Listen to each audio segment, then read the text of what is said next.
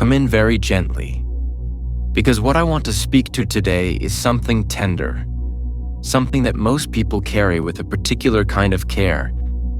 Not the careful holding of something valuable, but the careful management of something that, if looked at too directly, feels like it might overwhelm. The fear. Take a breath, and let it be slower than the fear would want it to be. Let the pace of the breath be the pace of something larger than the fear. Something that does not need to hurry. Something that is not threatened by the presence of what frightens. Stay.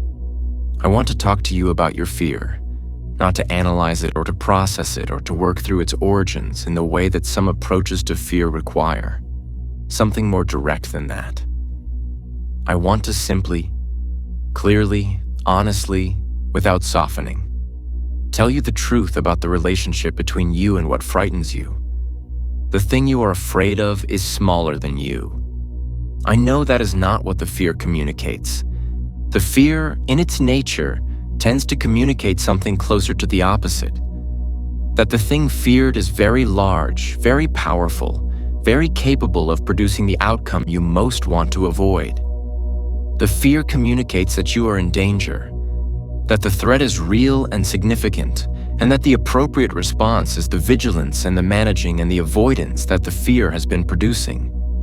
But the fear's communication is not an accurate report on the actual scale of the thing it is afraid of relative to the actual scale of you. The fear is not a measurement instrument, it is a protection mechanism. And like all protection mechanisms, it tends toward overestimation of the threat in the interest of ensuring that the threat is taken seriously. This is useful in genuine emergencies. It is not useful as a permanent state of relationship with the things that could theoretically go wrong. Let me be specific about the fears most likely present in a person navigating the kind of inner work you are doing. The fears that operate not as dramatic, visible terrors, but as the low-level, persistent, frequently invisible anxieties that shape the quality of daily life, without ever quite announcing themselves as fear. The fear of not being enough. The low-level, persistent anxiety that, when everything is fully assessed, the verdict will be that you fall short.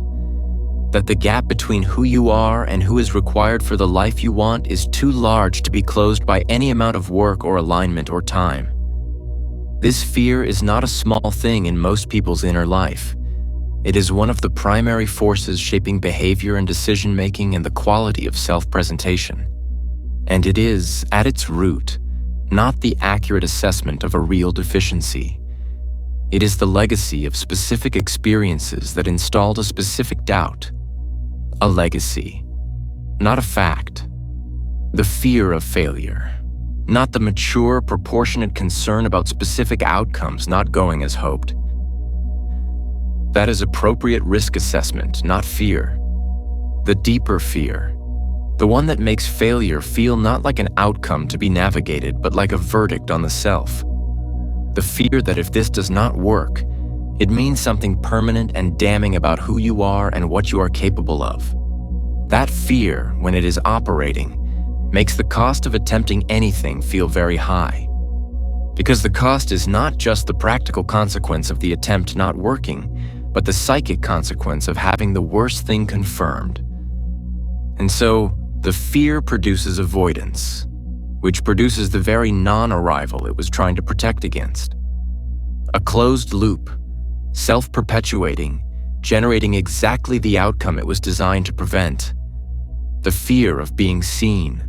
The genuine, deep, specific fear that if certain people were to see you fully, if your interior life, your real struggles, your genuine uncertainty, your actual self without the management became visible to people whose opinion matters, the response would be rejection, withdrawal.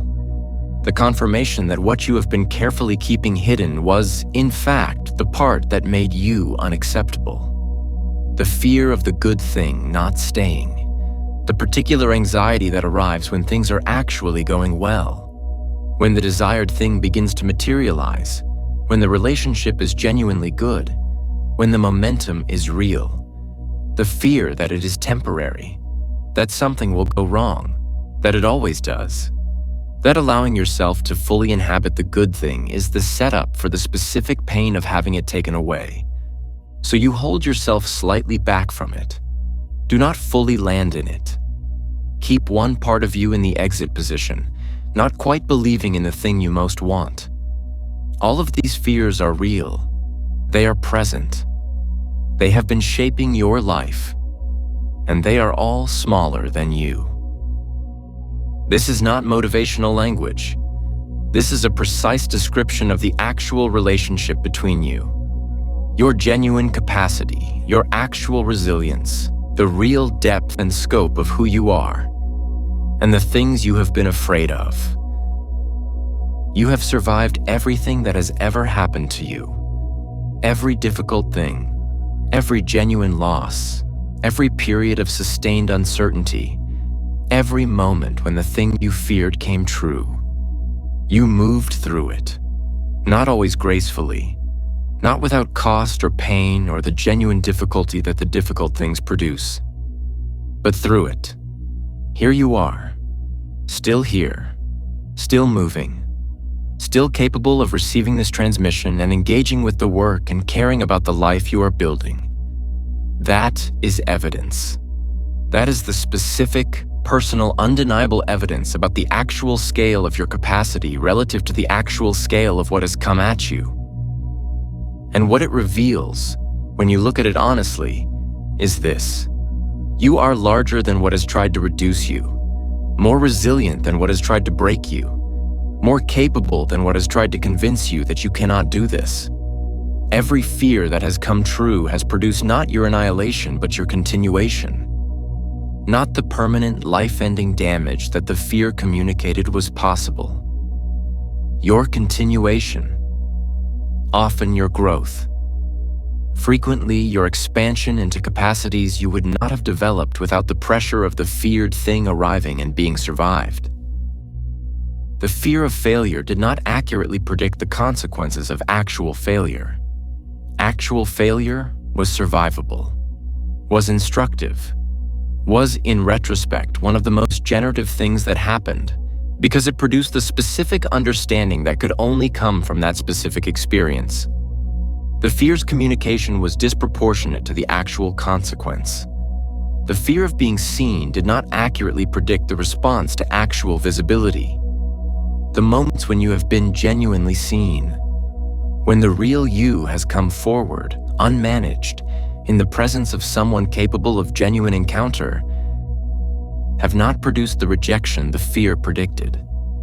They have produced the most meaningful connection available to you, because genuine encounter is only possible when the genuine self is present. And the fear has been keeping you from both. The feared thing is smaller than you.